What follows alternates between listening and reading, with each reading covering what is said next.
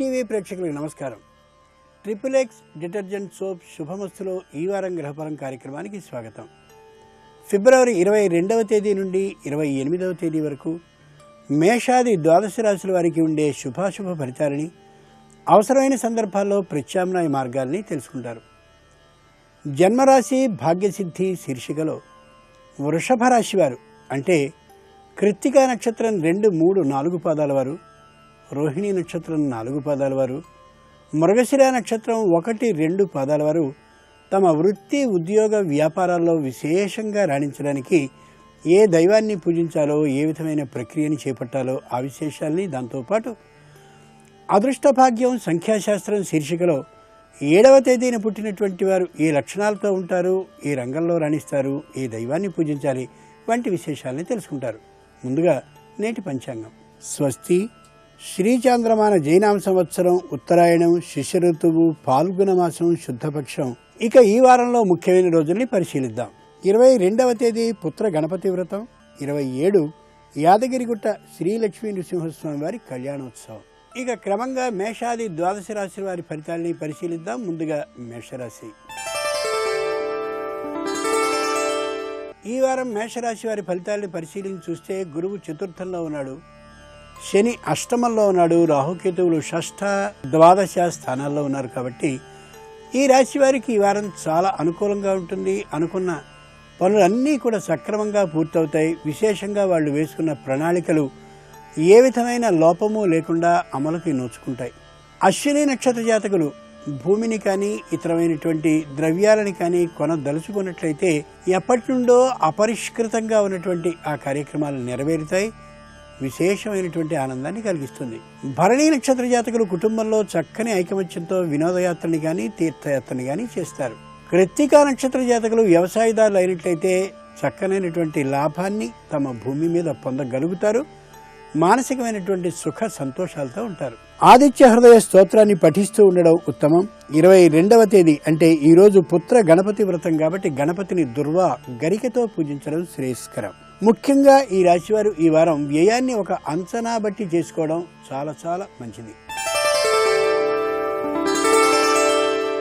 ఇక ఈ వారం వృషభ రాశి వారి ఫలితాలని పరిశీలించి చూస్తే గురువు తృతీయంలో ఉన్నాడు, శని సప్తమంలో ఉన్నాడు, రాహుకేతువులు పంచమ, ఏకాదశ స్థానాల్లో ఉన్నారు. కాబట్టి ఇటు అటు తేల్చుకోలేనటువంటి అనిశ్చిత స్థితిలో ఉంటారు. ముందు ఒక నిర్ణయాన్ని తీసుకుని ఆ నిర్ణయాన్ని అమలు చేయొచ్చా కూడదా అనే డోలాయమాన స్థితిలో ఈ వారాన్ని గడుపుతారు. కృత్తికా నక్షత్ర జాతకులు పోటీ పరీక్షలకి సంపూర్ణంగా సిద్ధమైనప్పటికీ కూడా దీనివల్ల ప్రయోజనం ఏముంటుంది, వేతనంలో లాభం ఏముంటుందనే ఆలోచనతో నిస్పృహతో పరీక్షని వ్రాసే అవకాశం కనిపిస్తోంది. రోహిణీ నక్షత్ర జాతకులు తాము తీసుకోదలిచినటువంటి రుణానికో మరోదానికో సంబంధించిన పత్రాలన్నింటినీ పూర్తి చేశాక ఓ క్షణం అడుగు వెనక్కి వేస్తారు, ఓ చిన్న ఆలోచన కారణంగా. మృగశిర నక్షత్ర జాతకులు తాము చేయదలిచినటువంటి ప్రతి పనిలోనూ కూడా ముందుకి వెనుకకి అడుగులు వేస్తూ ఏ కార్యక్రమాన్ని ధైర్యంగా చేపట్టలేకపోతారు ఈ వారం. అది ఒకందుకు మంచిదే కూడా. రాజరాజేశ్వరి అష్టోత్తర శతనామ పఠనాన్ని చేయడం మంచిది. పుత్ర గణపతి వ్రతం నేడు కాబట్టి ఎర్రని పొరతో గణపతిని సేవించడం చాలా చాలా మంచిది. ముఖ్యంగా ఈ వారం ఈ రాశివారు ఓ నిశ్చయమైనటువంటి ఆలోచనకి వచ్చి తీరాలి, అది లాభాన్ని కలిగిస్తుంది. ఇక ఈ వారం మిథున రాశి వారి ఫలితాలని పరిశీలించి చూస్తే గురువు ద్వితీయంలో ఉన్నాడు, శని షష్ఠంలో ఉన్నాడు, రాహుకేతువులు చతుర్థ, దశమ స్థానాల్లో ఉన్నారు. కాబట్టి ఈ రాశి వారికి ఈ వారం చాలా అనుకూలంగా ఉంటుంది. తాము అనుకున్నటువంటి ఆలోచనలన్నీ కూడా ప్రణాళిక రూపాన్ని తప్పక సంతరించుకుని తీరుతాయి. మృగశిర నక్షత్ర జాతకులకి సంఘంలో కీర్తి, విలువ, ప్రతిష్ట చాలా బాగా పెరుగుతాయి. రాజకీయ రంగంలో ఉన్నవారైతే మరింత విశేషంగా రాణించగలుగుతారు పదవిలో. ఆర్ద్ర నక్షత్ర జాతకులు తాము చేస్తున్నటువంటి ఉద్యోగం ఎక్కడైతే ఉన్నదో ఆ ఉద్యోగస్తుల్లో మంచి పేరుని సంపాదించడమే కాకుండా పైవారికి మంచి చేరువై దాదాపు పదవి ఉన్నత స్థితికి చేరుకోగలిగిన అవకాశానికి వస్తారు. పునరోసు నక్షత్ర జాతకులకి స్థానచలనంతో పాటు మంచి కీర్తి, ప్రతిష్ట సొంతమయ్యే అవకాశం కనిపిస్తోంది. వీలైనంత వరకు స్థాన చలనం చేయకపోవడం మంచిది. ఆ కీర్తి ప్రతిష్టలు ఇక్కడైనా లభిస్తాయనే యథార్థాన్ని గమనించుకోగలగాలి. లక్ష్మీ అష్టోత్తర శతనామ పఠనాన్ని చేయాలి. పుత్ర గణపతి వ్రతం నేడు అయినటువంటి కారణంగా అవకాశం ఉంటే ఎర్రని చందనంతో కానీ, లేని పక్షంలో చందనంలో కుంకుమని కలిపి కానీ గణపతిని అభిషేకించినట్టయితే పరమ ప్రీతులవుతాడు ఆయన. ముఖ్యంగా ఈ రాశివారు ఈ వారం వ్యసనాలకి దూరంగా ఉండి ఆరోగ్యాన్ని పరిరక్షించుకోగలగాలి. ఈ వారం కర్కాటక రాశి వారి ఫలితాలను పరిశీలించి చూస్తే గురువు ప్రథమంలో ఉన్నాడు, శని పంచమంలో ఉన్నాడు, రాహుకేతువులు తృతీయ నవమ స్థానాల్లో ఉన్నారు.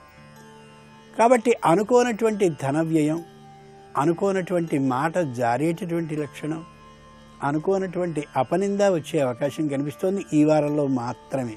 పునరుసు నక్షత్ర జాతకులు వాద వివాదాల్లో నోరు జారి అనవసరమైన కొత్త ఇబ్బందిని తలకెత్తుకునే ప్రమాదం ఉంది. కాబట్టి వీలైనంత వరకు సంయమనంతో వ్యవహరించగలగాలి. పుష్యమి నక్షత్ర జాతకులకి ఈ వారం ఏమీ అనుకూలంగా లేదు. కాబట్టి హామీ పత్రాల మీద సంతకం చేయడం కానీ, అనవసరమైన బాధ్యతల్ని తలకెత్తుకోవడం కానీ, వాద వివాదాల్లో భాగస్వాములు అవడం కానీ పూర్తిగా మానుకోగలగాలి.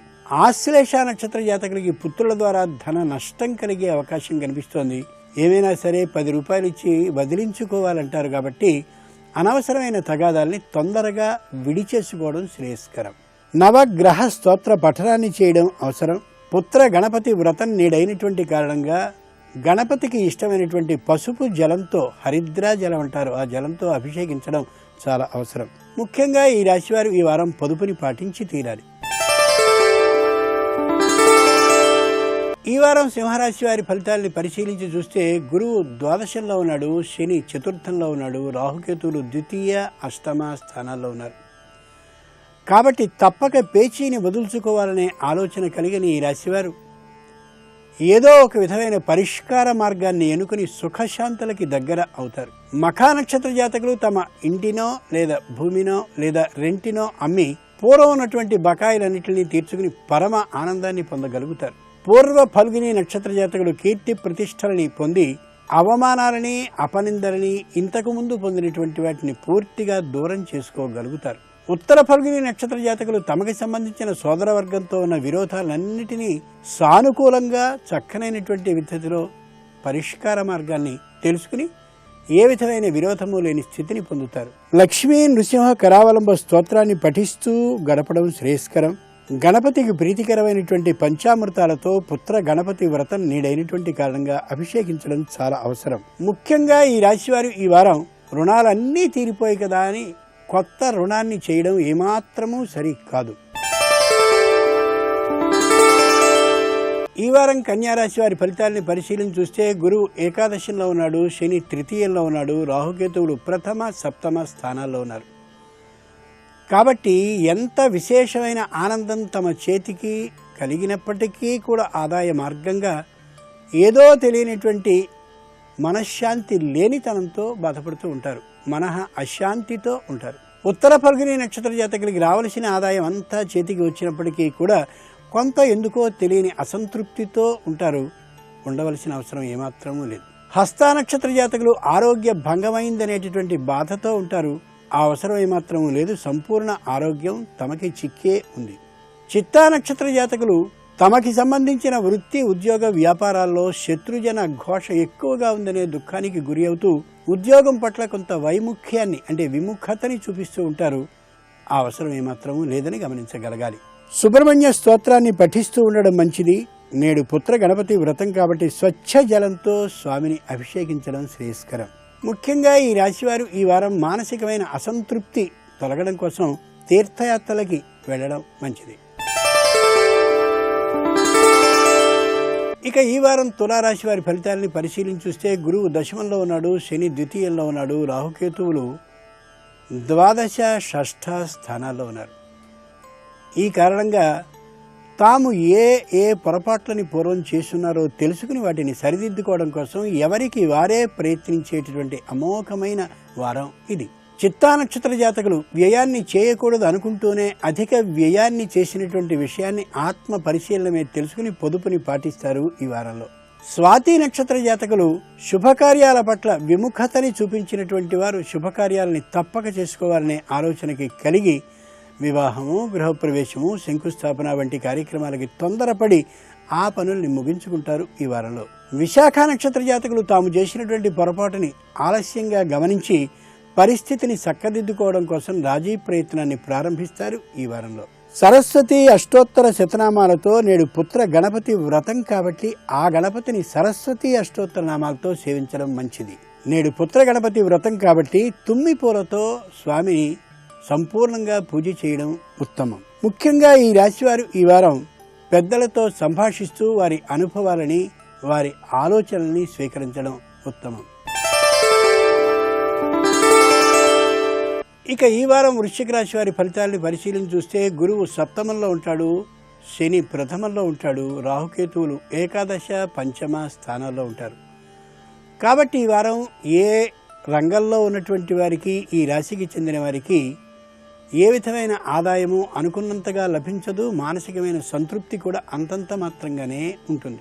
విశాఖ నక్షత్ర జాతకులు వ్యవసాయదారులు లేదా నిర్మాణ రంగంలో ఉన్నవారు లేదా అధికమైన వ్యాపారాన్ని చేసేటటువంటి వారు అయినట్లయితే రావలసినటువంటి బకాయిలు చేతికి అందవు. పెట్టుబడి పెట్టినటువంటి సొమ్ముకి తగినటువంటి వడ్డీ కూడా లభిస్తుందా లేదా అనేటటువంటి మానసిక అసంతృప్తితో ఉంటారు. అనురాధ నక్షత్ర జాతకులు మాట జారినటువంటి కారణంగా తమ ఉద్యోగంలో కొత్తదైనటువంటి ఇబ్బందిని ఎదుర్కోవలసిన పరిస్థితి వచ్చి కొద్దిగా మానసికమైన ఒత్తిడికి గురవుతారు. జ్యేష్ఠ నక్షత్ర జాతకులు ఎటూ తేల్చుకోలేనటువంటి పరిస్థితిలో మానసికమైన ఆందోళనతో జీవితాన్ని గడుపుతారు ఈ వారం.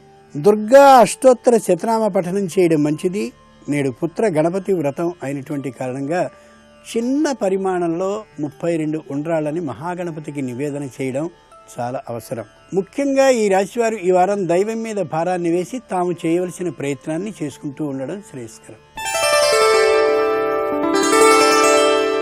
ఇక ఈ వారం ధనురాశి వారి ఫలితాన్ని పరిశీలించి చూస్తే గురువు అష్టమంలో ఉన్నాడు, శని ద్వాదశంలో ఉన్నాడు, రాహుకేతువులు దశమ చతుర్థ స్థానాల్లో ఉన్నారు. కాబట్టి ఆలోచించుకునే ఏ పనినైనా చేయాలి, అనాలోచితంగా చేయకూడదు. కొత్త వారితో పాటు పాతవారిని కూడా బాగా నమ్మిన మీదటనే ఏ కార్యక్రమానికైనా పూనుకోవాలి తప్ప అకస్మాత్తుగా అనాలోచితంగా ఏ విధమైన నిర్ణయాలని కార్యాలని చేపట్టడాన్ని ఈ వారం చేయడంతో శ్రేయస్కరం కాదు. మూలా నక్షత్ర జాతకులు తమ తల్లి లేదా తండ్రికి సంబంధించిన ఆరోగ్యాన్ని పరిశీలించుకుంటూ ఉండాలి. అంతేకాక వృత్తి ఉద్యోగాల విషయంలో పరమ భద్రతాభావం కలగడం కోసమని చాలా శ్రద్ధతో వృత్తి ఉద్యోగాలను నిర్వహించుకోగలగాలి. పూర్వాషాఢ నక్షత్ర జాతకులు తమకి సంబంధించినటువంటి భూముల్ని ఏమాత్రము అమ్మనేకూడదు. తమకి సంబంధించినటువంటి రుణాల వసూళ్లలో ఏ విధమైన ప్రాలుమాలిక అంటే వాయిదా వేయడం అనే విధానాన్ని పూర్తిగా నిషేధించుకోగలగాలి. ఉత్తరాషాఢ నక్షత్ర జాతకులు తమ ఆరోగ్యం పట్ల శ్రద్ధని వహించి తీరాలి. ముఖ్యంగా యంత్రాలకి సంబంధించిన పనిముట్లతో వ్యవహారాన్ని చేసేటప్పుడు 1-2 మార్లు తగు జాగ్రత్తని పాటించి తీరాలి. అన్నపూర్ణ అష్టోత్తర శతనామ పఠనం చేయడం మంచిది. నేడు పుత్ర గణపతి వ్రతం కాబట్టి ఈ రాశివారు వినాయకుడిని భస్మ జలంతో అంటే విభూతిని కలిపిన జలంతో అభిషేకించి స్వామికి ఆనందాన్ని కలిగించడం శ్రేయస్కరం. ముఖ్యంగా ఈ రాశివారు ఈ వారం మాటలో కానీ చేతలో కానీ తొందరపడనే కూడదు. ఇక ఈ వారం మకర రాశి వారి ఫలితాలని పరిశీలించి చూస్తే గురువు సప్తమంలో ఉన్నాడు, శని ఏకాదశంలో ఉన్నాడు, రాహుకేతువులు నవమ తృతీయ స్థానాల్లో ఉన్నారు. కాబట్టి ఈ రాశి వారు ఈ వారం ఎక్కువగా ఆలోచిస్తారు. ఆలోచించి ఏమాత్రమూ ప్రయోజనం ఉండదు. అయినా ఆలోచనని మాత్రం ఆలోచన చేస్తూనే ఉంటారు తప్ప మానే ప్రశ్నే ఉండదు, సమస్యే ఉండదు. ఉత్తరాషాఢ నక్షత్ర జాతకులు ఎంతెంతో ఎక్కువ ఆలోచించుకుని తాము చేస్తున్నటువంటి పనిని మాత్రమే చేస్తారు తప్ప కొత్తదైనటువంటి ప్రణాళికని అమలు చేయరు. శ్రవణ నక్షత్ర జాతకులు తమ కుటుంబ సభ్యులతో ఉన్న విశేషాలన్నింటినీ చెప్పడం కాకుండా కొద్ది గుంఫనని పాటించి ఆ మీదటి కాలంలో ఆ విషయాల్ని బహిరంగపరచడం కొద్దిగా శ్రేయస్కరం.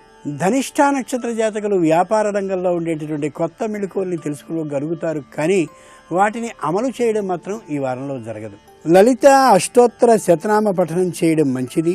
నేడు పుత్ర గణపతి వ్రతం కాబట్టి వినాయకునికి సంబంధించిన అష్టోత్తర శతనామాలని చదువుతూ నిదానంగా సింధూరపు రంగుని ఆయనకి పూస్తూ అభిషేకం చేస్తున్న ఫలితాన్ని పొందగలగాలి. ముఖ్యంగా ఈ రాశివారు ఈ వారం కుటుంబ విషయాల్ని గోప్యంగా ఉంచుకుని తీరాలి. ఇక ఈ వారం కుంభరాశి వారి ఫలితాలని పరిశీలించి చూస్తే గురువు షష్ఠంలో ఉన్నాడు, శని దశమంలో ఉన్నాడు, రాహుకేతువులు అష్టమ ద్వితీయ స్థానాల్లో ఉన్నాయి. కాబట్టి ధర్మబద్ధంగానే వ్యవహరించాలి ఈ రాశివారు. లేని పక్షంలో జరిమానాలకి గురయ్యే అవకాశం బాగా కనిపిస్తోంది. ప్రభుత్వానికి చెల్లించవలసిన పన్నుల్ని బకాయిల్ని పూర్తిగా తీర్చేసి ఉండాలి ఇప్పటికీ, లేదా తీర్చగలగాలి. ధనిష్ఠా నక్షత్ర జాతకులు తమకి సంబంధించిన అనారోగ్యాన్ని పరిష్కరించుకోవడం కోసం తేలికపాటి వైద్య పరీక్షల్ని చేయించుకుని ఆరోగ్యవంతుడనే విషయాన్ని దృఢం చేసుకున్నట్టయితే మానసిక అశాంతి నుండి దూరం అవుతారు. శతభిష నక్షత్ర జాతకులు ప్రభుత్వానికి చెల్లించవలసిన బకాయిల్ని పన్నుల్ని ఇతరమైనటువంటి వాటిని సక్రమంగా చేసుకుని తీరాలి ధర్మబద్ధంగా. లేని పక్షంలో జరిమానాలకి తప్పక గురయ్యే అవకాశం బాగా కనిపిస్తోంది. పూర్వభద్ర నక్షత్ర జాతకులు తమ ఇంటికి భూమికి ఇతరమైనటువంటి వస్తువాహనాలకి సంబంధించిన పత్రాలన్నీ ఉన్నది లేనిది ఒకసారి పరిశీలించుకుని తీరాలి. ఏదైనా ఒకటి కానీ కనిపించని పక్షంలో దానికోసం విశేష కృషిని చేసి తప్పక ఆర్జించుకోవాలి. ఆంజనేయ అష్టోత్తర శతనామ పఠనం చేయడం మంచిది. నేడు పుత్ర గణపతి వ్రతం కాబట్టి సువర్ణం అంటే బంగారాన్ని వేసినటువంటి నీళ్లతో సువర్ణ జలంతో ఆ వినాయకుడికి అభిషేకం చేయాలి. ఇక ఈ వారం ఈ రాశివారి నీతి నిజాయితీల గురించి ప్రశ్నించే అవకాశం ఉంది కాబట్టి ఆ అవకాశాన్ని ఇవ్వకుండా ఉండేలా ప్రవర్తనని మార్చుకోవడం శ్రేయస్కరం. ఈ వారం మీనరాశి వారి ఫలితాలని పరిశీలించి చూస్తే గురువు పంచమంలో ఉన్నాడు, శని నవమంలో ఉన్నాడు, రాహుకేతువులు సప్తమ ప్రథమ స్థానాల్లో ఉన్నారు కాబట్టి ఈ రాశి వారు అపరిష్కృతంగా ఉన్నటువంటి ఆ సమస్యల జోలికి పోకుండా ఈ వారం మనశ్శాంతితో గడపడం ఎంతైనా శ్రేయస్కరం. లేని పక్షంలో కొత్తదైనటువంటి వివాదాలకి అవకాశాన్ని ఇచ్చుకున్నటువంటి వారు అవుతారు. పూర్వభద్ర నక్షత్ర జాతకులు తమకి సంబంధించిన అపరిష్కృత సమస్యల విషయంలో కాని ప్రయత్నాన్ని చేసినట్టయితే కొత్తమైనటువంటి లోపాలు బయటపడి విషయం కొద్దిగా ముదురు అయ్యేటటువంటి అవకాశం ఉంది కాబట్టి వీలైనంత వరకు ఆ విషయాల జోలికే పోకుండా ఉండాలి. ఉత్తరాభద్ర నక్షత్ర జాతకులు ఆరోగ్యం సక్రమంగా ఉంది కాబట్టి అనారోగ్య భయంతో వైద్యుడిని కానీ సంప్రదించినట్లయితే కొత్తదైన మానసిక భయం పెంపొందే అవకాశం ఉంది. ఆ వైపుకే వెళ్ళవద్దు. రేవతి నక్షత్ర జాతకులు తమకున్నటువంటి ఆర్థికమైన పత్రాలన్నింటినీ ఒకసారి పరిశీలించుకుని చూసుకుని ఏదైనా లోపం కాని ఉన్నట్లయితే దానికోసం కృషి చేసి సంపాదించుకోగలగాలి. ఈ వారంలో గణేశ అష్టోత్తర శతనామ పఠనం చేయడం మంచిది. నేడు పుత్ర గణపతి వ్రతం అవుతున్నటువంటి సందర్భంగా వినాయకుడు మనఃకారకుడు కూడా కాబట్టి మానసికమైనటువంటి జపాన్ని వినాయకునికి చేయడం ఎంతైనా అవసరం. ముఖ్యంగా ఈ రాశివారు ఈ వారం ఎవరి విషయంలోనూ హామీ పత్రాల మీద సంతకం పెట్టడం కానీ వాక్పూర్వకమైనటువంటి వాగ్దానాలను కానీ చేయడం మంచిది కాదు. వృషభ రాశి వారు వృత్తి ఉద్యోగ వ్యాపారాల్లో విశేషంగా రాణించడానికి ఏం చేయాలో తెలుసుకుందాం. కృత్తికా నక్షత్రం 2, 3, 4 పాదాలు, రోహిణి నక్షత్రం 4 పాదాలు, మృగశిర 1, 2 పాదాల్లో జన్మించిన వృషభ రాశి వారు దుమ్ దుర్గాయై నమః, దుమ్ దుర్గాయై నమః అనే ఈ నామాన్నే 108 మార్లు జపిస్తూ దుర్గాదేవికి సంపూర్ణంగా జీలకర్రని ముంచినటువంటి నీటితో అభిషేకించడం చాలా చాలా అవసరం. సంపూర్ణంగా అభిషేకించిన మీదట అమ్మవారికి చందనాన్ని, ఆ చందనం మీద బొట్టుని ఏర్పాటు చేసి జీలకర్రతో చేయబడ్డటువంటి ఉండ్రాళ్ళని లేదా బియ్యపు పిండిని నివేదనని చేయాలి. దుర్గాదేవి రజోగుణ ప్రధాన దేవత కాబట్టి వృత్తి ఉద్యోగ వ్యాపారాల్లో ఏవైనా కష్టము కానీ నిష్ఠురం కానీ వచ్చే అవకాశం ఉంటే తప్పక మనని ఆ కష్టాల నుండి ఆ మానసికమైన ఒత్తిడి నుండి దూరం చేస్తుంది. ఆదిదేవ నమస్తుభ్యం ప్రసీద మమ భాస్కర, దివాకర నమస్తుభ్యం ప్రభాకర నమోస్తుతే, సప్తాస్వరథమారూఢం ప్రచండం కశ్యపాత్మజం, శ్వేతపద్మధరం దేవం తం సూర్యం ప్రణమామ్యహం. చిరంజీవన్నే వక్షపిత పశుపాశవ్యతికర అంటారు శంకర భగవత్పాదులు. చిరంజీవిత్వాన్ని పొంది 100 ఏళ్లు బ్రతకాలి, భోగం అనుభవించాలి. ఒక స్థితికి వెళ్ళిపోయిన తర్వాత ఈ భోగాలన్నీ భోగాలా అని దేనితోనూ అంటి ముట్టకుండా వైరాగ్య సుఖంతో ఉండాలి. అందుకే పట్టు విడుపు అంటారు. పట్టు విడుపు దేనివల్ల వస్తుంది అంటే గురుబోధ నుంచి వస్తుంది. ఎప్పుడు పట్టుకోవాలో అప్పుడు పట్టుకోవాలి, ఎప్పుడు విడిచిపెట్టాలో అప్పుడు విడిచిపెట్టాలి. ఈ 2 వస్తే వైరాగ్య సుఖం వస్తుంది. దేనికి మనసు కదలకుండా తాను ప్రశాంతమైనటువంటి స్థితిలో నిలబడి పరబ్రహ్మము యొక్క ఉపాసన యందు మనసుని స్థిరీకరించుకుంటాడు. అప్పుడు ఏమవుతుంది? జీవుడికి ప్రయోజనం కలుగుతుంది. మీరు ఒక్కటి ఆలోచించండి.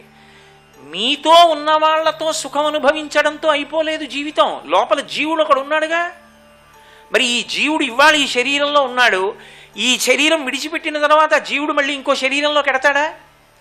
మరి ఆ శరీరంలో వెళ్ళిన తర్వాత అక్కడ కూడా ఓ భార్య, అక్కడ కూడా బిడ్డలు ఉంటారా? ఉన్నప్పుడు అక్కడ కూడా వాడికి అన్నం తినాలని ఉంటుందా? అక్కడ కూడా భార్యకి బిడ్డలకి అన్నం పెట్టాలని ఉంటుందా? ఉన్నప్పుడు ఏది చూసి ఈశ్వరుడు ఇస్తాడు? చేసిన పుణ్యం ఏదైనా ఉంటేను. మరి పుణ్యం చెయ్యాలన్న కోరిక ఎక్కడి నుంచి వస్తుంది? విడిచిపెడితే కదా పుణ్యం ఏదైనా. నాది కాదు చాగే నైకే అమృతత్వమానసు. అరే జీవుడికి ఇంకొక యాత్ర ఉంది, అంత తొందరగా పండిపోతామని నమ్మకం ఎక్కడుంది? కాబట్టి వచ్చే జన్మలో నేను తరించాలంటే ఇప్పుడు నేను కొంత దానం చేసుకుందాం. ఇది ఎక్కడి నుంచి వస్తుంది? గురుబోధ నుంచి సంక్రమిస్తుంది. ఇంకొకటి ఉందన్న నమ్మకం గురువాక్యము ప్రమాణముగా మనం వెడతాం. వెళ్ళి ఒక స్థితిలో నాకు పుణ్యమే రాని పాపమే రాని ఏమైపోని, నేను ఏ జన్మెత్తని నాకు బెంగలేదు, ఆ స్థితికి వెళ్ళిపోతాడు. నరత్వం దేవత్వం నగవన మృగత్వం మశకత పశుత్వం కీటత్వం భవతు విహగత్వాది జననం సదాత్వత్పాదాబ్జ స్మరణ పరమానందలహరీ విహారాసక్తం చేద్రు దయమిహ కింతే నమపుషా అంటాడు. శరీరంతో ప్రయోజనం ఏముందా? నాకు ఈ శరీరం కావాలని కూడా అడగను. నీ ఇష్టం. తొండ చేస్తావా, పిల్లి చేస్తావా, బల్లి చేస్తావా, నీ ఇష్టం. కావలసింది నీ పాదముల మీద భక్తి ఒక్కటి మిగల్చు. అప్పుడు ఇక ఏ కోరిక లేదు. అది ఈశ్వరుడికి దగ్గర చేస్తుంది. దానికి సాధన మనుష్య జన్మయందు నడుస్తుంది. దాన్ని కామకోటి అంటారు. కామకోటి అంటే కోర్కెల యొక్క చిట్ట చివరి హద్దు. ఇంకక్కడ ఏ కోర్కె లేని స్థితి. అటువంటి స్థితికి వెళ్ళినప్పుడు ఆ మోక్షాన్ని, ఆ వైరాగ్యాన్ని, ఆ భక్తిని, ఆ జ్ఞానాన్ని కథాపఠనం చేసినా, విన్నా, గుణగానం చేసినా ఇవ్వగలిగిన వాళ్ళు వీళ్ళారుగురు. అందుకే పోతన గారు భాగవతం చేస్తూ అమరేంద్రాదుల కొల్చు భంగిజనులబ్జాక్షు సేవించ విమల జ్ఞాన విరక్తి ముక్తి నొసగున్ వేయేల భౌనాథ తత్కమలాధీశు కథా సుధారస నదీ కల్లోల మాలా పరిభ్రమమెవ్వానికినైన కర్ణయుగళీ పర్వంబు కాకుండునే అంటారు. కేవలం ఆయన కథలు విన్నంత మాత్రం చేత ఒక స్థితిలో విమల జ్ఞాన విరక్తి ముక్తి నొసగున్, ఆయన భక్తి జ్ఞాన వైరాగ్యాలను ఇచ్చేస్తాడు. ఆ ప్రీతితో వినడం చేత ఏమిటి నిస్సంగం, ఏమీ కోరిక లేదు, వినకుండా ఉండలేడు, అందుకు వింటాడంతే. కాబట్టి ఈ ఆరిటిని షణ్మతాస్థాపనాచార్యులై శంకర భగవత్పాదులు మనకు అందించారు. అంటే సౌరము సూర్యుని యొక్క ఆరాధన ఎంత విశేషమైన ఫలితాన్ని ఇస్తుందో మనకు అర్థమవుతుంది. సూర్యనారాయణమూర్తి కేవలముగా దైవస్థానంలో నిలబడి అనుగ్రహించడమే కాదు, ఒక గురుస్థానంలో నిలబడి కూడా అనుగ్రహిస్తాడు. అనుగ్రహించి ఆయన ఎటువంటి శిష్యుల్ని తయారు చేశాడో తెలుసా? మామూలు శిష్యులు కారు. మిగిలిన వాళ్ళ శిష్యులు వేరు, సూర్యుడి యొక్క శిష్యులు వేరు. సూర్యనారాయణమూర్తి శిష్యరికం అనేటప్పటికీ దానిలో ఏదో చాలా గొప్ప విశేషం ఏదో ఉంటుంది. నేను ఎందుకు ఈ మాట అంటున్నాను అంటే, ఒకానొకప్పుడు స్వామి హనుమ ఆయన శిష్యుడయ్యారు. హనుమ ఆయన శిష్యుడయ్యారు అని నేను అనడం కన్నా హనుమని సూర్యుడు శిష్యుణ్ణి చేసుకున్నారు అనడమే న్యాయం అవుతుంది. ఎందుకంటే మీరు రామాయణం ఉత్తరాఖండ పరిశీలనం చేస్తే అంజనాదేవి అరణ్యంలో ప్రసవించింది. శాలిశూక నిభాభాసం ప్రసూతే మంతదాంజన ఫలాన్యాహర్తుకామా వై నిష్క్రాంతా గహనే వనే అన్నారు వాల్మీకి మహర్షి. ఆవిడ శాలిశూక నిభాభాసం, బడ్డుగింజ చివరి భాగం ఎలా ఉంటుందో బంగారు కాంతితో, అటువంటి కాంతితో బిడ్డని కంది. కానీ పళ్ళు తెచ్చుకుందామని అడవిలోకి వెళ్ళింది. పిల్లాడు ఆకలి ఏడుస్తున్నాడని. ఈయన సూర్యోదయం అవుతోంది, బింబాన్ని చూశారు, ఎర్రటి బింబాన్ని.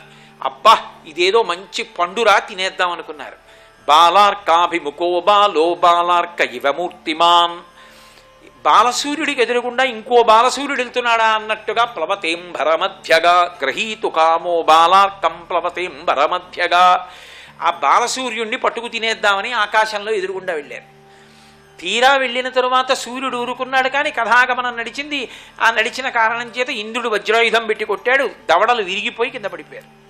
వాయుదేవుడు కోపించాడు, సమస్త ప్రాణుల యందు తిరగడం మానేశాడు. వాయువు తిరగకపోతే ప్రాణం పోవడం కాదు, జడి అవి కాష్టభూతములైపోతాయి. కాష్టభూతాని జగ్నిరే అన్నారు మహర్షి. మనిషి చనిపోయిన తరువాత కూడా గాలి లోపల ఉన్నది తిరుగుతూ ఉంటుంది. ఆ తిరుగుతున్నటువంటి గాలి అంతా అయిపోయిందనుకోండి, అప్పుడు కాష్టభూతం అవుతుంది శరీరం. ఓ కాలట్టుకు పైకెత్తితే కర్రలేచినట్లు వేస్తుంది శరీరం అంతా. అలా కాష్టభూతములైతే ఏమిటి ఇబ్బంది అంటే ధర్మం పోయి. ఎక్కడైనా ధర్మం ఎందుకు పోతుంది? కాష్టభూతమైతే ఆచమనం ఎలా చేస్తావు సంధ్యావందనానికి? ఇలా అంటే కదా సంధ్యావందనం చెయ్యి, ఇలా మడుచుకోకపోతే ఎలా చేస్తావు? హవిస్సు ఎలా ఇస్తావు? పూజ ఎలా చేస్తావు? ధర్మచక్రం నిలబడిపోయింది. అందుకు దేవతలు జోక్యం చేసుకున్నారు. బ్రహ్మగారు గబగబా వచ్చారు కమండలం పట్టుకుని. వాయుదేవుడు లేచి నమస్కరించాడు, ఆ కమండల జలాలు జల్లాడు. మళ్ళీ హనుమ లేచి నిలబడ్డాడు.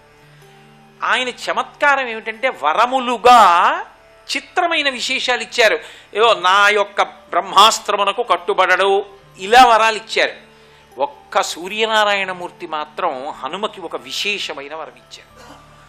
ఆయన అన్నారు, దగ్గరికి వచ్చి ఆ పిల్లవాడిని చూసి, తేజసోస్య మదీయస్య దదామి శతికాం కలాం తస్యాం శాస్త్రం దాస్యామి ఏన వాంగ్మి భవిష్యతి అన్నారు ఆయన.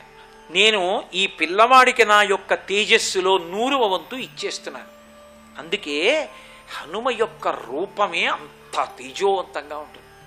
అందుకే ఆయన్ని చూడగానే రావణాసుడు కిమీష భగవాన్నం దీభవే సాక్షాద్యాగత ఏన శక్తోస్మి కైలాసే మయా సంచలితే పురా అన్నాడు. ఏమి తేజస్సురా, నందీశ్వరుడా ఏమి ఇంత తేజస్సుతో ఉంది వానరం అన్నాడు. ఆ తేజస్సు ఎక్కడిది? సూర్యనారాయణమూర్తి దదామి శతికాం కలాం, తన కాంతిలో తన తేజస్సులో 100వ భాగాన్ని ధారపోసేశారు. ధారపోసి ఒక మాట అన్నారు, తదాస్య శాస్త్రం దాస్యామి, ఈ పిల్లవాడికి నేను గురుత్వం వహిస్తాను. గురుత్వం వహించి వీడికి శాస్త్రములు నేర్పుతాను. దానివల్ల ఈ పిల్లవాడు ఏమవుతాడంటే ఏన వాంగ్మి భవిష్యతి, ఈ పిల్లవాడిలా మాట్లాడగలిగిన వాడు లోకంలో ఉంటాడు. అంత అద్భుతంగా మాట్లాడతాడు ఈ పిల్లవాడు. అటువంటి పిల్లవాడిని శిష్యుడిగా నేను తయారు చేస్తాను. 2 అంతేకాదు, శాస్త్రం చదువుకోవడంలో, శాస్త్రం చెప్పడంలో, శాస్త్రం స్ఫురణకి రావడంలో ఇతన్ని మించిన వాడు ఉండడు. అంత గొప్పవాడవుతాడు. అందుకే ఇప్పటికీ హనుమ పేరు చెప్పినా ఇన్ని తలుచుకున్నా జడత్వం విరిగిపోతుంది. బుద్ధిర్యశో బలం ధైర్యం నిర్భయత్వమరోగత అజాడ్యం వక్వటత్వం చా హనుమత్ స్మరణాత్ లభేత్. ఆయన్ని తలుచుకుంటే చాలు జడత్వం విరిగిపోతుంది. జడత్వం అంటే ప్రతిస్పందన శక్తి లోపించడం.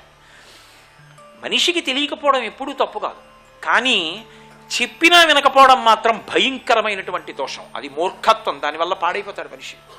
చెప్పినా వాడు వినడనుకోండి, ఇంకా అర్థం లేదు దానికి అసలు. ఆ చెప్పినా వినకపోవడం అనేటటువంటి జడత్వం పోయి చెప్తే వినడం అనేటటువంటి ప్రతిస్పందన కింద మారాలంటే వాడు ఎవరి మాట వినడండి అంటుంటారు చూశారు. అటువంటి వారికి విరుగుడేది అంటే 1 అమ్మవారి పాదపద్మాలు, 2 హనుమ యొక్క పాదాలు పట్టుకోవడం. హనుమ అంటే గురువు శిష్యుడు ఇద్దరు వేరు కాదు. అందుకే అవిద్యానామంతస్తిమిరమిహిరోద్దీపనగరీ జడానాం చైతన్యస్తబకమకరంద శృతిచరీ దరిద్రాణాం చింతామణి గుణనికా జన్మ జలధౌ నిమగ్నానాం దంస్ట్రా మురరిపువరాస్య భవతి అంటారు సౌందర్యలహరిలో శంకర భగవత్పాదులు. జడానాం చైతన్యస్తబక మకరంద శృతిచరీ. ఆ తల్లి జడుల పాలిట చైతన్య స్తబక మకరంద శృతి ఝరి, తేనె వెల్లువ కింద కొట్టినట్టు ఆ లోపల ఆ ప్రతిస్పందన శక్తి వచ్చేటట్టు జడత్వం విరిగిపోయేటట్టు చేస్తుంది. అంత గొప్ప శిష్యుణ్ణి తయారు చేశారు. కాదు, అసలు హనుమలా పాఠం నేర్చుకున్నవాడు కనబడ్డ లోకంలో. ఎందుకని అంటే లోకంలో గురువుగారి దగ్గర పాఠం నేర్చుకోవాలి అంటే గురువుగారి కన్నా ఎత్తు మీద కూర్చుని నేర్చుకోకూడదు. గురువుగారు ఎత్తులో కూర్చుంటారు, శిష్యుడు కింద కూర్చుంటాడు. ఎందుకు కూర్చోవాలంటే అసలు ఆ మాటలో ఉంది గౌరవం. గురువు అంటే బరువు, శిష్యుడంటే లఘువు అంటే చిన్నవాడు. ఎవరికి గురువు? గురువుగారు అని పిలిచిన వాళ్ళందరికీ ఆయన గురువు అవడు. ఎవడు ఆయన కన్నా నేను లఘువు అన్న నమ్మకంతో ఉంటాడో వాడికి ఆయన గురువు అవుతాడు. ఆయన కన్నా నేను చిన్నవాణ్ణిరా, ఆయన చెప్పిన మాటలలోని సారాంశం నేను పట్టుకోవాలి, ఆయన చెప్పిన మాటలు నాకు అభ్యున్నతి కారకములు అన్న నమ్మకంతో విన్నవాడెవడో వాడికి ఆయన గురువు అవుతాడు తప్ప విన్న దాంట్లో ఏదో వంక పెడదాం అనుకున్న వాళ్ళందరికీ ఆయన గురువు ఎందుకు అవుతాడు? అవడు. ఒకే వర్షం ఉమ్మెత్త చెట్టు మీద పడింది అనుకోండి, ఆకులు రాలిపోతాయి దానికి. ఇంకో చెట్టు మీద పడింది అనుకోండి, చెట్టు పైకి లేస్తుంది. స్వీకరించేవాడి మనస్తత్వాన్ని బట్టి అభివృద్ధి ఉంటుంది. శ్రీ ఉమామహేశ్వర పరబ్రహ్మార్పణమస్తు. స్వస్తి. గురువుకి నమస్కారం చేస్తుంటే లోకంలో ఏ శిష్యుడు ప్రీతి పొందడు మా గురువు గౌరవింపబడుతున్నారని? అందుకే సూర్యుడికి చేసిన నమస్కారం చేత హనుమ కూడా ఆనందపడతారు. నమస్కారం. ఈనాటి శుభమస్తు కార్యక్రమంలో ఆరోగ్యం ఆయుర్వేదం శీర్షికన ఆరోగ్యవంతమైన జీవన విధానానికి ఆయుర్వేదంలో చెప్పినటువంటి షడ్విధ లంఘన క్రియల గురించి తెలుసుకుందాం. మామూలుగా ఏంటంటే మనం ఆరోగ్యంగా ఉండాలంటే మన శరీరంలో ఎటువంటి హానికారకమైనటువంటి పదార్థం కూడా పేరుకోకుండా చూసుకోవాలి. మనం పదే పదే చెప్పుకుంటూ ఉన్నాం, మన శరీరంలో ఆమం అనేటువంటి వ్యాధికారకమైనటువంటి పదార్థం అలా నెమ్మదిగా పేరుకుని కొన్ని ఏళ్ల తర్వాత మన శరీరంలో ఏవో ఒక అనారోగ్యానికి కారణం అవుతూ ఉంటాయని.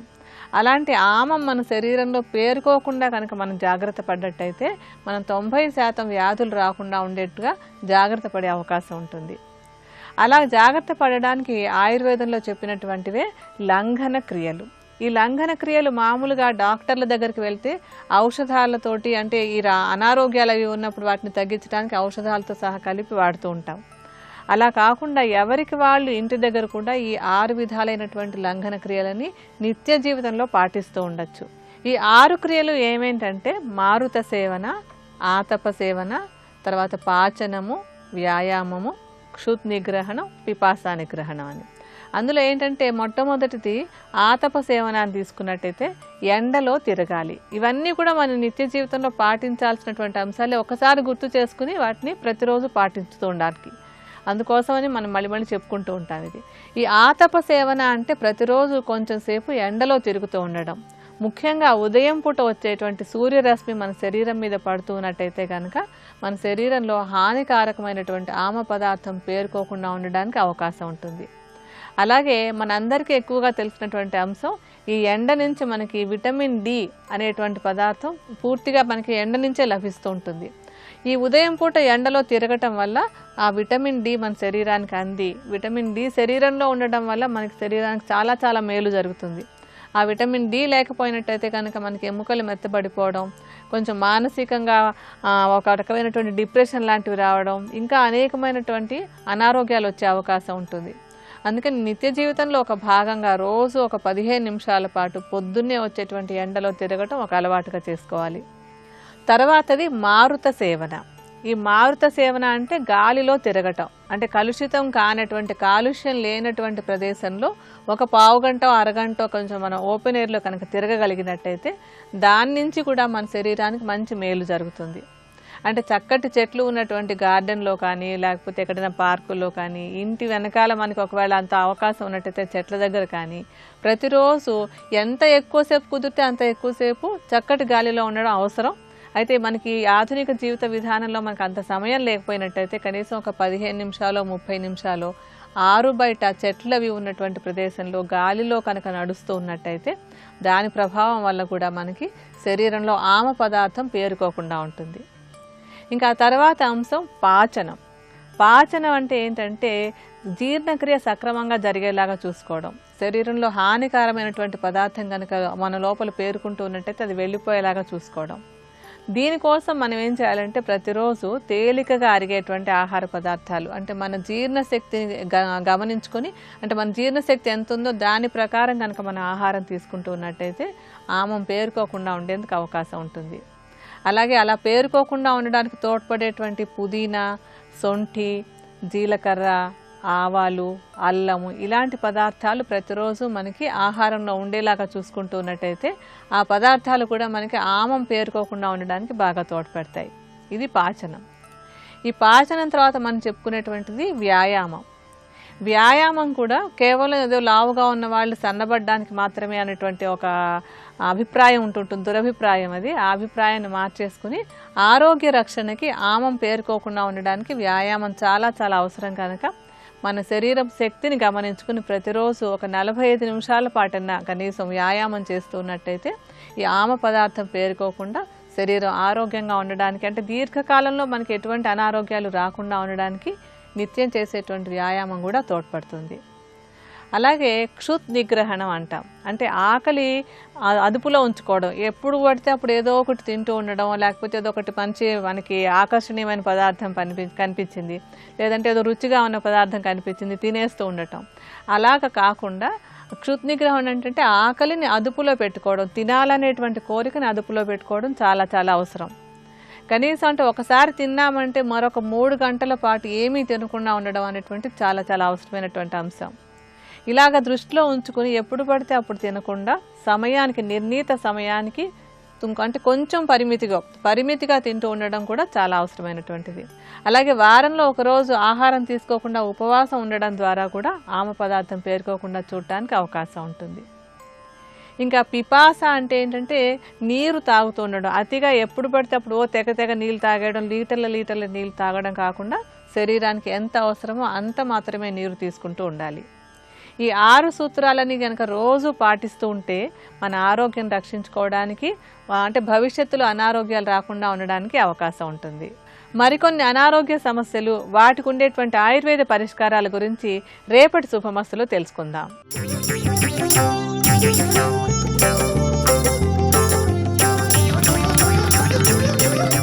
XXX డిటర్జెంట్ సోప్ శుభమస్తు కార్యక్రమంలో అదృష్ట భాగ్యం సంఖ్యాశాస్త్రం అనే అంశానికి స్వాగతం. సంఖ్యాశాస్త్రం మానవ జీవితంపై అదృష్టాన్ని, చక్కటి యోగవంతమైనటువంటి మార్గతత్వాన్ని కూడా నిర్దేశిస్తుంది. ఏ వారం ఏ పని చేస్తే కలిసి వస్తుందో, ఏ తీరున తాను ప్రవర్తిస్తే తాను అభివృద్ధిలోకి రాగలడో, తాను ఏ వృత్తి వ్యాపారం ఎంచుకుంటే బాగా ఉన్నతమైనటువంటి స్థితిని పొందగలడో అని చెప్పేటువంటి శాస్త్రమే సంఖ్యాశాస్త్రం. ఈ సంఖ్యాశాస్త్ర అదృష్ట భాగ్యరీత్యా 7వ తేదీ పుట్టినటువంటి వారు కేతుగ్రహ ప్రభావ జనితులుగా ఉంటారు. 7, 16, 25 తారీఖులు వీళ్ళకి బాగా కలిసి వస్తాయి. వీరు స్వయం కృషితో సన్మార్గవంతులై ఉత్తమ ప్రగతిని సాధించేటువంటి విశిష్ట జాతకులుగా కనిపిస్తారు. ఈ జాతకుల్లో గణాంక శాఖ, జ్యోతిష్యం, ఆధ్యాత్మిక తత్వచింతనతో జీవితాన్ని గడిపేవారు, వ్యాపారాలు చేసేవాళ్ళు, ఎగుమతి దిగుమతి వ్యాపారాలు చేసేటువంటి వారు కూడా ఉన్నారు. ఫైనాన్స్, చిట్స్ లాంటి వృత్తులలో కూడా రాణించేవారు ఉన్నారు ఈ 7వ తేదీ పుట్టినటువంటి వారు. సహజ సిద్ధంగా వీరు స్నేహానికి ఎక్కువ విలువిస్తారు. వారి స్నేహం చిరకాలం వర్ధిల్లాలి అని చెప్పేసి కోరుకునేటువంటి మనస్తత్వం ఎక్కువగా ఉంటుంది. వీరు స్వశక్తిని, నిజాయితీని కలిగి ఉండి పనిచేస్తారు. వీరు తీసుకున్నటువంటి స్వంత నిర్ణయాల్నే అమలు పరుస్తూ ఉంటారు. ఈ 7వ తేదీ పుట్టినటువంటి వారిలో రచయితలు, గేయ కావ్యాలు రాసేటువంటి వాళ్ళు కూడా ఉన్నారు. అద్భుతంగా పెయింట్స్ వేసేవాళ్ళు కూడా ఉన్నారు. వీరు ఏ వృత్తిలోనైనా సరే విశేషంగానే రాణిస్తారు ఈ 7వ తేదీ పుట్టినటువంటి వారు. తెలివితేటల్లో చాలా చక్కటి యోగవంతమైన తెలివితేటలు కలిగి స్వయంగా వ్యాపారాన్ని అభివృద్ధి చేసి ధనాన్ని ఆర్జించగల సమర్థత లక్షణాలు వీళ్ళకి ఎక్కువగా ఉంటాయి. కష్టాల్లో ఉన్నటువంటి వారిని ఆదుకొని వారికి ధన సహాయం చేసి మన్ననలు పొందగలుగుతారు.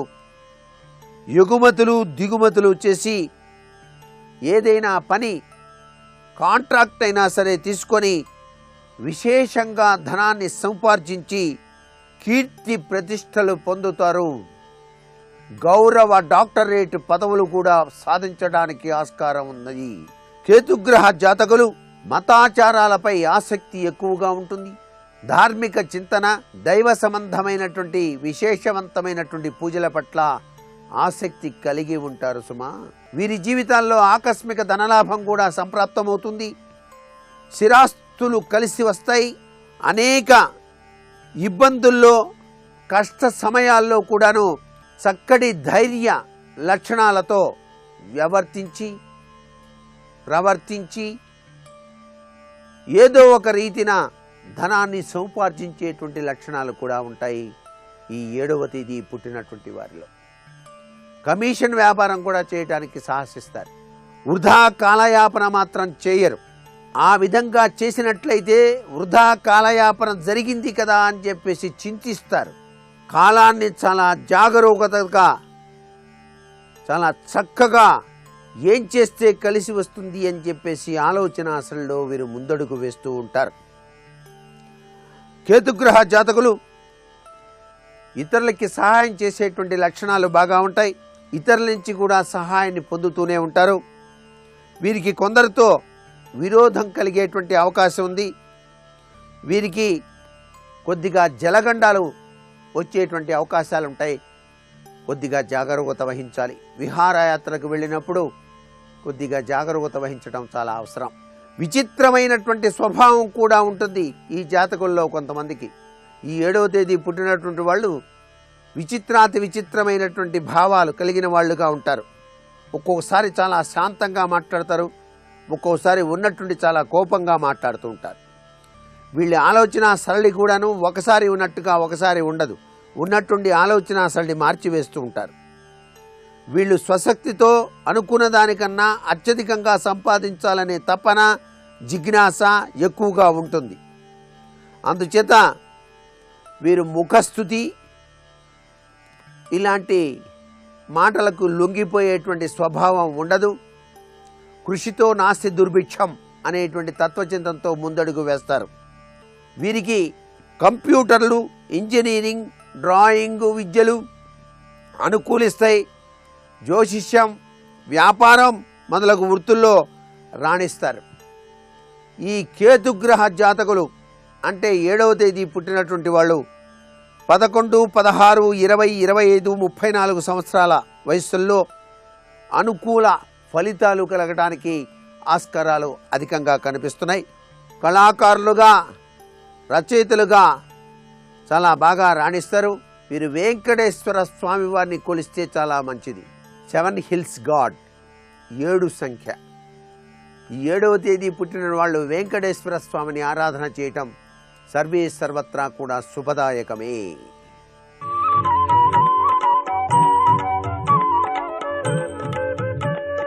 ఈటీవీ ప్రేక్షకుల నమస్కారం. XXX డిటర్జెంట్ సోప్ శుభమస్తు కార్యక్రమంలో నక్షత్ర యోగము అదృష్ట సిద్ధికి స్వాగతం. జన్మ నక్షత్రం ద్వారాగా అదృష్టం సంప్రాప్తిస్తుంది. నక్షత్ర బలము తెలిస్తే యోగాన్ని అర్థం చేసుకోవచ్చు. ఈ క్రమంలో పూర్వాషాఢ నక్షత్ర జాతకుల యొక్క అదృష్ట భాగ్యములు ఏ విధంగా ఉన్నాయో పరిశీలన చేద్దాం. పూర్వాషాఢ నక్షత్రం ధనుస్సు రాశిలో ఉన్నది. రాస్యాధిపతి దేవగురువైన బృహస్పతి, నక్షత్ర దశానాథుడు సాక్షాత్తు అదృష్టగ్రహమైన శుక్రుడు. అలాగే పూర్వాషాఢ నక్షత్రానికి అధిష్టాన దైవం జలము అంటే నీరు. పంచభూతములలో ఒక భూతము జలము. ఈ జలమే పూర్వాషాఢ నక్షత్రానికి అధిష్టాన దైవంగా ఉన్నది. పూర్వతీతి పూర్వ పూర్వపూరణే తస్మిన్ ఆ సమంతాత్ సహతే సర్వాన్ ఇతి పూర్వాషాఢ షహ మర్షణే. షహ అనగా సహించునది, తట్టుకొనున్నది, ఓర్చుకొనుట అని అర్థం.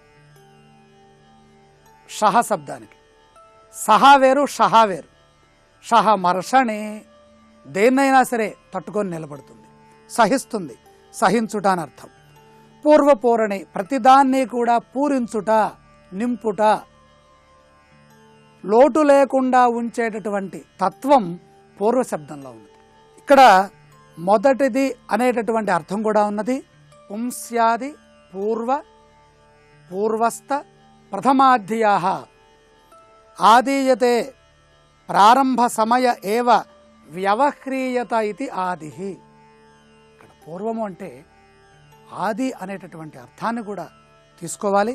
పూరించునది, సమస్తాన్ని సహించునది, పూరించి సహించే లక్షణం కలిగినది. ఈ పూరించుట, సహించుట ఎక్కడ ఉంటుంది? జలానికి ఉంటుంది. కాబట్టి ఇది తోయభ నక్షత్రం. జలాన్ని ధరించిన వాడు పరమేశ్వరుడు. భూమంతా కూడా జలాన్ని ధరించి ఉన్నది. పృథివ్యాపస్తేజో వాయురాకాశాత్. పూర్వాషాఢ నక్షత్ర జాతస్య గుణాః సర్వకార్యరతః. సమస్తాన్ని సహించే లక్షణం, సమస్తాన్ని పూరించే లక్షణం, నిండుగా ఉంచేటటువంటి లక్షణం పూర్వాషాఢ నక్షత్రం యొక్క లక్షణం. దేన్నైనా తట్టుకుంటుంది. తట్టుకొనుట అనే అర్థం, ఓర్చుకొనుట. సహన లక్షణం దీంట్లో ఉన్నది. బుద్ధిమాన్ సర్వకార్య రతః సర్వకార్య జయః. దేన్నైనా జలం దాంట్లోకి లాక్కుంటుంది, తనలో కలిపేసుకుంటుంది.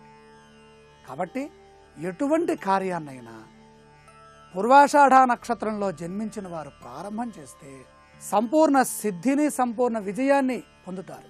కారణం ఇది పురుష వానరం, అంటే మగ కోతి జంతు లక్షణం. వీరోచితమైన ధర్మ అర్థ కామ మోక్షములని సాధించడానికి అవసరమైనటువంటి జ్ఞానము, వివేకము ఈ వానర జాతులు ఎక్కువగా. సాక్షాత్తు ఆంజనేయ స్వరూపం. కార్యసిద్ధికి మారుపేరు. కార్యలక్షణం కార్యసిద్ధి హనుమాన్. బుద్ధిర్బలం యశో ధైర్యం నిర్భయత్వమరోగత అజాడ్యం వాక్పటుత్వంచ హనుమత్ స్మరణాత్ భవేత్. సప్త చిరంజీవులలో ఒకరైనటువంటి ఆంజనేయ స్వామిని ధ్యానిస్తే పూర్వాషాఢ నక్షత్ర జాతకులకి ఆ నక్షత్ర జంతు లక్షణం పరిపూర్ణంగా రక్షిస్తూ ఉంటుంది. ప్రతి నక్షత్రానికి ఒక జంతు లక్షణం పెడతాడు. ఆ జంతు లక్షణం పూర్వజన్మ సంబంధమైన వాసనల్ని తీసుకొస్తుంది. అందులో తోయభ నక్షత్రం, జల నక్షత్రం. ఈ నక్షత్రము సర్వకార్యములకి విజయాన్నిచ్చే నక్షత్రము. ఉత్సాహశీల స్థూల కార్యరత. చూడండి, గొప్ప పదం. స్థూల కార్యము, పెద్ద పెద్ద పనులను సైతము కూడా చేయగలిగినటువంటి శక్తి ఉంటుంది. దాని యందు ఇష్టత కూడా ఉంటుంది. ధీమాన్ గుణవాన్ ఉదారశీల సౌఖ్యవాన్ సౌమ్యవాన్. జలానుకున్న పెద్ద లక్షణం సౌమ్యం, గంభీరత. అలాగే ఈ నక్షత్రంలో పుట్టడం ద్వారాగా మోక్షం తొందరగా సిద్ధిస్తుంది. ఎందుకంటే సాక్షాత్తు పరమేశ్వరుడు ధరించినటువంటి జలం. జలం ఈశ్వరుడు ధరించాడు. ఈశ్వరుడికి అభిషేక రూపంలో సమర్పించేటటువంటిది. ప్రాణానికి ప్రాణికి జీవనాధారం జలం. శివుణ్ణి భవరూపంగా అనగా భవాయ నమః జలస్వరూపుడుగా ఉన్నటువంటి పరమేశ్వరుణ్ణి ఆరాధన చేస్తే ఎంతో విశేషమైనటువంటి శక్తి కలుగుతుంది. మొదటి పాదంలో జన్మించడం ద్వారా ఎటువంటి ఫలితాలు వస్తాయి, అదృష్ట యోగం ఏ విధంగా ఉంటుందో రేపటి శుభమస్తు కార్యక్రమంలో తెలుసుకుందాం. ఇప్పుడు ఆరోగ్యం యోగా అనే శీర్షికన అనారోగ్య సమస్యల నివారణకే ఉపకరించే కొన్ని యోగాసనాలను పరిశీలన చేద్దాం. చర్మ వ్యాధుల నివారణ కోసం ఉపకరించే లఘుద్విపాద ఉత్తన్నాసనం. చర్మ వ్యాధులు ప్రధానంగా శారీరక అపరిశుభ్రత వల్ల సంక్రమిస్తాయి. అలాగే వాతావరణ పరిస్థితులు మారినప్పుడు, వాతావరణంలో వ్యాధికారక క్రిములు పెచ్చరిల్లినప్పుడు కూడా వ్యక్తులకు చర్మ వ్యాధులు సంక్రమించవచ్చు. వైరస్ వల్ల, ఇతర సూక్ష్మజీవుల వల్ల ఈ చర్మ వ్యాధులు ప్రబలుతుంటాయి. వీటి నివారణకు యోగాసనాలు కూడా ఉపకరిస్తాయి. ఇందుకు లఘుద్విపాద ఉత్తన్నాసనం బాగా ఉపయోగపడుతుంది. నేలపై వెల్లగిలా పడుకొని 2 చేతులు తల వెనుక కొక్కెంలా పట్టుకోవాలి. ఈ స్థితిలోనే 2 కాళ్లను సమాంతరంగా కొంచెం పైకి లేపాలి. ఉత్తాన స్థితిలో ఉన్న 2 పాదాల వైపుగా దృష్టిని సారించాలి. ఈ స్థితిలో ఉండగలిగినంతసేపు ఉండాలి. ఈ ఆసన సాధన వల్ల శారీరక వ్యవస్థలో రక్త ప్రసరణ సవ్యంగా కొనసాగి చర్మ వ్యాధులు నివారణ చెందుతాయి.